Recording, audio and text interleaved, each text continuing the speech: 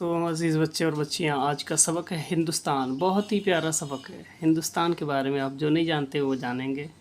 हिंदुस्तान में क्या क्या है और इसकी क्या खूबियाँ हैं। हिंदुस्तान की कई ऐसी चीज़ें हैं जो आपको इस सबक में बताई जाएंगी और सुन कर के आप खुश होंगे, पढ़ के देख कर के आपको बहुत अच्छा लगेगा। आइए देखते हैं आपका सबक हिंदुस्तान। हिंदुस्तान एक बहुत ही कदीम और वसी मुल्क है। इसको अरबी में हिंद और अंग्रेज़ी में इंडिया कहते हैं। अगर तुम हिंदुस्तान के बीचों बीच में खड़े हो जाओ तो पूरब के सिमत बंगाल और पश्चिम के सिमत गुजरात, उत्तर की तरफ कश्मीर और दक्षिण के रुख पर कन्याकुमारी पड़ेगा। हिंदुस्तान की लंबाई कश्मीर से कन्याकुमारी तक यहाँ 1250 दिया है। शायद 200 या कुछ लिखना चाहते हैं, लेकिन मैं कह रहा हूँ 3772 के लमसम है। 3772 मील के लमसम, 72 किलोमीटर के लमसम है। ठीक है, तो यहाँ जो लिखना चाहते हैं साहिब मुसन्निफ़ वो कुछ भूल गया है राइटर या मशीन के ज़रिए से। तो यहाँ 1250, तो 200 है या 700 है, अल्लाह आलम इन्होंने क्या लिखा है। हाँ ठीक, मील है। और गुजरात से बंगाल तक चौड़ाई 1560 मील है। इस बात का अभी तक सही पता नहीं लगाया जा सका कि इस मुल्क में इंसानी आबादी कब से शुरू हुई। सुराग लगाने वालों का कयास व अंदाज़ा है कि आज से तकरीबन 5-6 हज़ार साल पहले हिंदुस्तान में कोई कस्बा और शहर नहीं था। 5-6 हज़ार साल पहले कोई कस्बा और शहर नहीं था। उस वक्त थोड़े बहुत जो इंसान थे भी, तो उनकी कोई मुस्तक़बिल आबादी न थी, बल्कि जंगलों में इधर उधर मुतफ़र्रिक़ तौर पर ज़िंदगी बसर होती थी। पत्थरों के औज़ार और सामान बनाकर काम लेते थे। फिर जब आदमियों की तादाद बढ़ी और उनमें कुछ लोग सूझबूझ वाले पैदा हुए तो लोहे और तांबे और दूसरी धातु के औज़ार सामान बनाने लगे और खेती भी शुरू कर दिया। ये नक्शे कदीम हिंदुस्तान है, ये जो आपको दिखाई दे रहा है। आप पढ़ सकते हैं, कुछ ऐसी जगह हैं पढ़ने के नहीं हैं। यहाँ मशरिक़, मगरिब, शुमाल, जुनूब ये नक्शा बना हुआ है। बहरे अरब, बहरे हिंद, रास कुमारी, जो समझ में आ रहा बता दे रहा हूँ। यहाँ से देखिए, कहा जाता है कि ये लोग जज़ीरा निकोर बार किसी और जगह से यहाँ आए थे, लेकिन चूँकि हिंदुस्तान में बसना और रहना उन्हीं लोगों ने शुरू किया था, इसलिए यहाँ के असल कदीम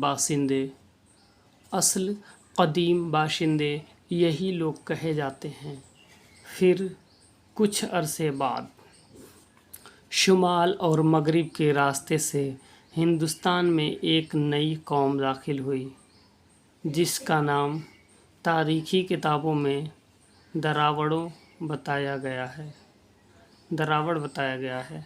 दरावड़ कौम के लोग तहज़ीब और शाइस्तगी में यहाँ के कदीम बाशिंदों से आगे थे। ये लोग खेती के साथ तिजारत का भी सलीक़ा रखते थे। धातु से अच्छे सामान और हथियार बनाते थे। इल्म व हुनर की वजह से उन्हीं लोगों का यहाँ राजपाट था। कदीम बाशिंदों की हैसियत से उन लोगों के सामने ग़ुलामों और नौकरों जैसी थी।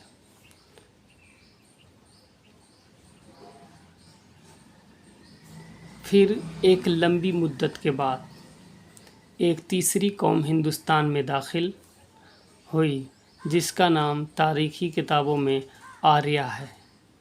उस कौम को एरन भी कहा जाता है।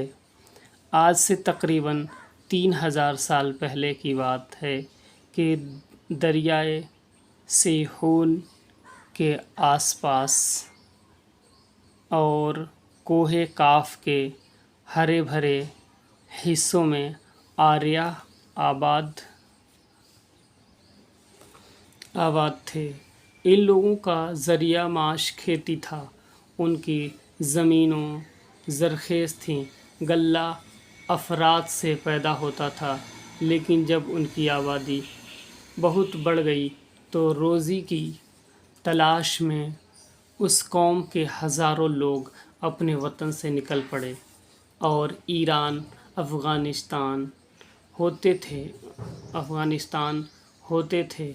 हिंदुस्तान के आए, पंजाब के सरसब्ज़ शादाब मैदानों में आबाद हुए, फिर रफ्ता रफ्ता आगे बढ़ते गए और दरियाए गंगा के 2 आबे पर भी उन्होंने कब्ज़ा कर लिया। आर्या कौम के आने से पहले यहाँ दरावड़ों का ज़ोर और उन्हीं का राज था। फिर जब आर्या हिंदुस्तान में दाखिल हुए तो दरावड़ों से उनकी लड़ाई छिड़ गई, मगर चूँकि आर्यों ताकत ज़्यादा थी इसलिए दरावड़ लड़ाई में शिकस्त खा गए।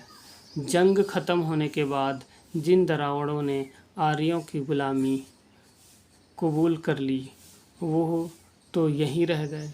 बाकी गैरतमंद दरावड़ आर्यों के नीचे से निकलकर हिंदुस्तान के जुनूबी इलाके में चले गए और वहीं बूद व बाश अख्तियार कर ली।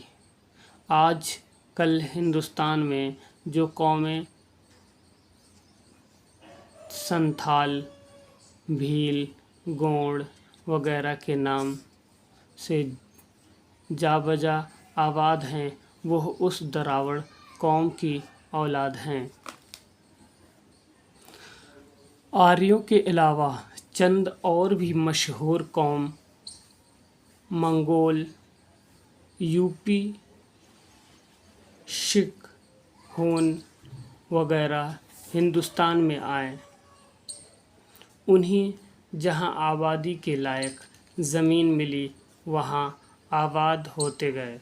मौजूदा ज़माने के हिंदू लोग उन्हीं की नस्ल से हैं जो दूसरे मुल्कों से आकर हिंदुस्तान में आबाद हुए। आपने समझ लिया कि हिंदुस्तान कैसे आबाद हुआ, हिंदुस्तान में सबसे पहले कौन आया और हिंदुस्तान में किस किस तरीके से कौन किसको क्या कहा जाता है, आपने समझ लिया। और इस सबक को समझ करके पढ़ करके एक दूसरे को लाइक, सब्सक्राइब और शेयर करें और ज़्यादा से ज़्यादा कोशिश करें कि जल्दी से पढ़ना सीखें उर्दू।